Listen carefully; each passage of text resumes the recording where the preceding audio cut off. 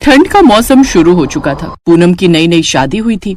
बहू, ठंडी तो बहुत है आज। थोड़ी देर में सारे गांव वाले तुझे देखने आने वाले हैं। सबके लिए चाय नाश्ते का इंतजाम कर लेते हैं।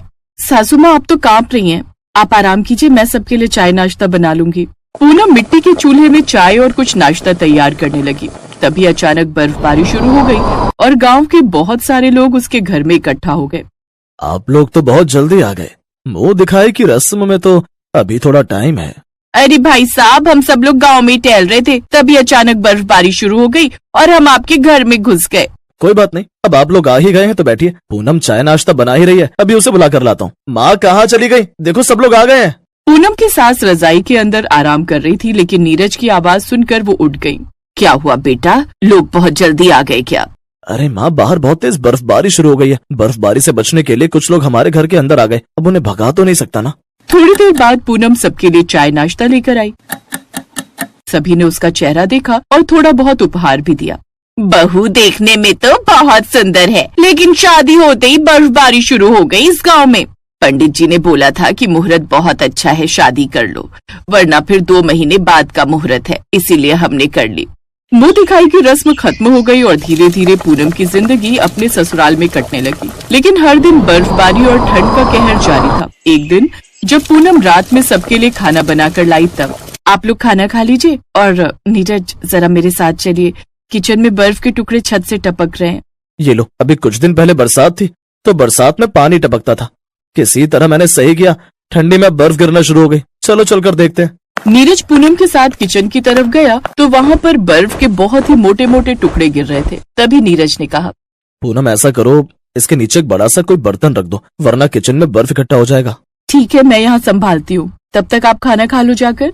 सभी लोगों ने खाना खाया, लेकिन पूनम अभी तक बर्तन में बर्फ ही इकट्ठा कर रही थी। थोड़ी देर बाद बर्फबारी इतनी तेज हो गई कि घर के बाहर से ठंडी हवाएं और बर्फ के टुकड़े उसके घर में इकट्ठा होने लगे। बर्फ के टुकड़े इतने पावरफुल थे कि उसके घर की छत ढह गई। माँ, पिताजी, हमारे घर की छत ढह गई इस भयंकर ठंड में। अब हम क्या करेंगे? हम लोग जल्दी से अपना सामान उठाकर बाहर बरगद के पेड़ के नीचे चलकर बैठते हैं, वहीं देखेंगे क्या करना है। हाँ, ये तुमने सही कहा पूनम। चलो जल्दी से बाहर चलो, वरना यहाँ तो हम खुद बर्फ बन जाएंगे। चलकर गांव वालों से कुछ मदद मांगने की कोशिश करते हैं। नीरज अपने परिवार को लेकर घर से बाहर आ गया। बाहर बहुत तेज बर्फबारी हो रही थी। जल्दी जल्दी भागकर वो लोग गांव के ही एक बरगद के पेड़ के नीचे बैठ गए। नीरज ने सभी के ऊपर कंबल डाल दिया। आप लोग यहीं रुको, मैं गाँव वालों से कुछ मदद मांगने की कोशिश करता हूँ। नीरज भागकर गांव वालों से मदद मांगने लगा। काका, इस भयंकर बर्फबारी में हमारा घर तबाह हो गया। अभी मेरी नई नई शादी हुई है, क्या मेरे परिवार को आप लोग अपने घर में पनाह दे सकते हैं आज रात? अरे नीरज बेटा, हमारे घर की भी छत टपक रही है।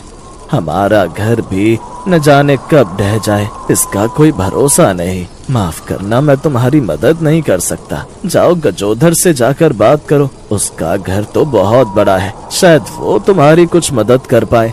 नीरज भागकर गजोधर काका के घर गया, लेकिन उसके घर भी बहुत सारे रिश्तेदार आए हुए थे, इसलिए उसने भी मदद से मना कर दिया। सारा गांव भटकने के बाद नीरज फिर से उसी बरगद के पेड़ के नीचे आ गया, जहां पर उसका पूरा परिवार बैठा हुआ था और ठंड से ठिठुर रहा था। क्या हुआ, कहीं जुगाड़ नहीं बना क्या? नहीं पूनम, गांव में किसी ने हमारी मदद नहीं की, और वैसे भी इतनी भयंकर बर्फबारी हो रही है, लोग हम लोगों को अपने घर में क्यों सोने देंगे? चलो यहाँ से चलते हैं, क्योंकि यहाँ भी बर्फ अब लोगों के ऊपर पड़ने लगी है। पास में एक रेलवे स्टेशन है, वहीं पर रात बितानी पड़ेगी। हाँ बेटा, ये सही रहेगा। कम से कम वहाँ हमारे ऊपर बर्फ तो नहीं पड़ेगी। सुबह उठकर देखते हैं क्या करना है। नीरज अपने परिवार को लेकर पास में ही एक छोटे से रेलवे स्टेशन के पास चला गया। उसने प्लेटफॉर्म पर ही अपने परिवार को बिठा दिया। तभी वहाँ पर कुछ आरपीएफ वाले आ गए। आप लोगों की ट्रेन आने वाली है क्या? नहीं दरोगा साहब, बात दरअसल यह है कि बर्फबारी में हमारी छोटी सी झोपड़ी बर्बाद हो गई, इसीलिए हम रात बिताने यहाँ चले आए। देखो, ये कोई आश्रम नहीं है कि तुम लोग यहाँ पर रात बिताने आ गए, ये प्लेटफॉर्म है। अगर अभी टीटी आ गया तो तुम लोगों को जेल के अंदर जाना पड़ेगा, क्योंकि तुम लोगों के पास तो प्लेटफॉर्म टिकट भी नहीं होगी। प्लेटफॉर्म पर फालतू बैठना पूरी तरीके से मना है, ये तो तुम्हें पता ही होगा। दरोगा साहब, इतनी रात में हम कहाँ जाएंगे? बर्फबारी भी बहुत हो रही है, हमारे पास घर भी नहीं बचा। कम से कम एक इंसानियत का फर्ज तो निभाइए। फिलहाल मेरे वतन पर वर्दी है, तो मैं इंसानियत का फर्ज नहीं बल्कि अपनी ड्यूटी का फर्ज निभा रहा हूँ। आप बुजुर्ग हैं, मुझे लगता है आप मेरी बात समझ पा रहे होंगे। नीरज बेटा, दरोगा साहब की भी मजबूरी है, वो अपनी ड्यूटी निभा रहे हैं। चलो कहीं और अपना ठिकाना देखते हैं। इसके बाद नीरज ने सारा सामान उठाया और अपने परिवार को लेकर उस स्टेशन से भी निकल गया। पैदल भटकते भटकते स्टेशन से थोड़ी दूर पर एक बहुत पुरानी ट्रेन के कुछ डिब्बे रेल की पटरी पर खड़े थे। उनमें जंग लग चुकी थी। पिताजी, वो सामने ट्रेन के डिब्बे दिख रहे हैं आपको? वो कई सालों से ऐसे ही खड़े हैं, उसमें जंग लग चुकी है। मुझे ही नहीं लगता वहाँ कोई आएगा। चलो हम लोग वहीं चलते हैं। लेकिन अगर वहाँ भी पुलिस वाले आ गए और हमें उस ट्रेन के डिब्बे से भगा दिया तो? अरे तो क्या, जब तक कोई नहीं भगाता तब तक तो हम वहाँ रह सकते हैं ना। और वैसे भी कोई प्लेटफॉर्म तो है नहीं वहाँ कि हमें वहाँ की टिकट लेनी पड़ेगी। नीरज बेटा बिल्कुल सही कह रहा है। इतनी भयंकर बर्फबारी में हमें अपना सर छुपाने के लिए कोई न कोई जगह तो चाहिए ही ना। एक बार फिर से नीरज ने अपना सारा सामान उठाया और अपने परिवार के साथ उस ट्रेन के अंदर चढ़ गया। उस ट्रेन में जंग लग चुकी थी और अंदर से बहुत गंदी भी थी। आप लोग बस मुझे 5 मिनट का समय दीजिए। इन ट्रेन के डिब्बों को मैं बिल्कुल घर जैसा बना देती हूँ। थोड़ी देर में साफ सफाई करके अंदर से उस ट्रेन को पूनम ने बहुत अच्छा घर जैसा बना दिया। फिर वहाँ पर उन्होंने अपना बिस्तर बिछाया और सो गए। पूनम, माता पिता को इसी डिब्बे में सोने दो, हम लोग बगल वाले डिब्बे में चलते हैं। आज हमारी सुहागरात भी है। किसी भी औरत की ससुराल ट्रेन में मैंने पहली बार देखी है। पूनम, मैं तुमसे माफी मांगना चाहता हूँ। शादी होते ही हमारा घर उजड़ गया इस ठंड में। तुम्हें बहुत तकलीफ हो रही होगी। अरे नहीं, आप ये कैसी बातें कर रहे हैं? बल्कि मुझे तो बहुत मजा आ रहा है। इस तरह की नई नई चीजें जिंदगी में होती रहनी चाहिए। उस ट्रेन के डिब्बे में ससुराल होना कितने मजे की बात है ना। नीरज और पूनम दूसरे डिब्बे में चले गए। जब वो लोग सोकर उठे तब तक उस डिब्बे में कोई नहीं आया था। आसपास जंगल था और बहुत सन्नाटा भी। यहाँ हमें परेशान करने के लिए कोई नहीं आया। अब हम कुछ दिन यहाँ पर रह सकते हैं। आसपास घना जंगल है और सन्नाटा भी। लेकिन हमारे खाने पीने का क्या होगा? थोड़ी मिट्टी ले आते हैं और मिट्टी का चूल्हा बनाकर आप लोगों के लिए चाय नाश्ता बना देती हूँ, क्योंकि खाने का सामान तो हमारे पास है ही।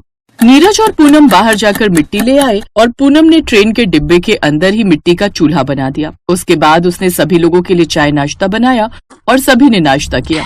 पूनम, अब हमें आगे की जिंदगी बिताने के लिए कुछ न कुछ काम करना पड़ेगा। आखिर हम कब तक इस ट्रेन में रहेंगे? ऐसा करते हैं, तुम्हारे हाथों की चाय बहुत स्वादिष्ट है और पकौड़े भी तुम बहुत अच्छे बना लेती हो, तो क्यों ना मैं प्लेटफॉर्म के बाहर जाकर चाय और पकौड़े बेचूं? वैसे ये बहुत अच्छा सोचा है बेटा तुमने। इस ठंड में बहुत बिक्री होगी, ज्यादा खर्चा भी नहीं होगा।